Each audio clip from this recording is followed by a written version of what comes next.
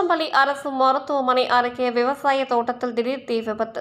அடையாளம் தெரியாத நபர்கள் தீ வைத்ததில் 5 ஏக்கர் விவசாய நிலத்தில் இருந்த காய்ந்த சம்பு மற்றும் தென்னை மரங்கள் எரிந்து சேதம்.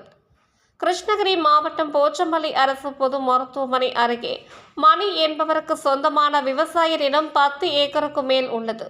இந்த நிலத்தில் சுமார் 5 ஏக்கர் அளவில் ஜம்பு வளர்ந்திருந்த நிலையில் கடந்த ஒரு மாத காலமாக வாட்டி வந்த வெயிலில் அவை காய்ந்து சருகாக காணப்பட்டது.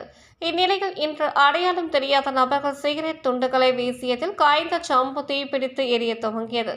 சிறிது நேரத்தில் மளமளவென பரவி சுமார் 5 ஏக்கர் விவசாய நிலத்தில் இருந்த ஜம்பு முற்றிலும் எரிய துவங்கியது. சுமார் 20 அடி உயரம் வரை தீ எரிந்ததால் நிலத்தில் இருந்த 20க்கும் மேற்பட்ட தென்னை மரங்களில் இருந்த சருகுகள் தீப்பிடித்து தென்னை மரங்களும் எரிந்தன. பொதுமக்கள் அதிகம் நடமாடும் இப்பகுதியில் தீப்பிடித்து எரிந்ததை அறிந்த போச்சம்பள்ளி தீயணைப்பு நிலையத்திற்கு தகவல் அளித்தனர்.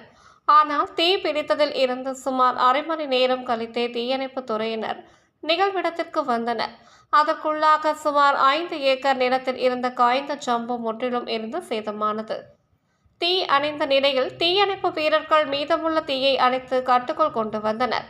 இதனால் போச்சம்பள்ளி பகுதியில் சுமார் 1 மணி நேரத்திற்கும் மேலாக பரபரப்பாக காணப்பட்டது.